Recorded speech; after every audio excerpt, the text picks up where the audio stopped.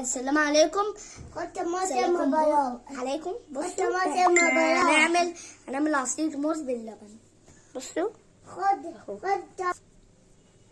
اصبري يا بنات. هنقطع بقى بايه؟ جيبي لي معلقه انا اقطع بيها. معلقه. تعملي ايه براء دلوقتي؟ بقطع. براء بيقطع بالمعلقه عشان ما ينفعش يمسك السكينه طبعا عشان ما يتعورش.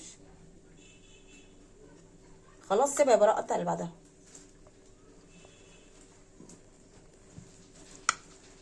براء كان صايم النهارده لغايه الظهر اهو فطر.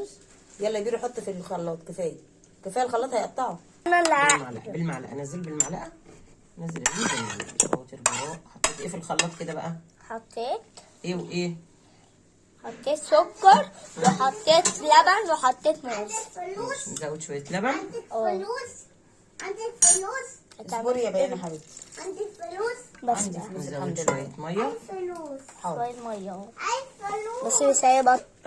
يلا يا بيرو حطها في الخلاط. انا اللي هعمل بقى. ما تخافوش ايديا مش هتتقطع.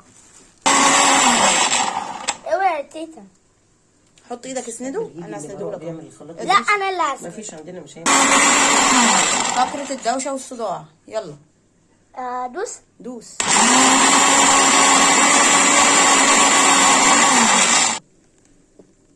يلا يا براء صب.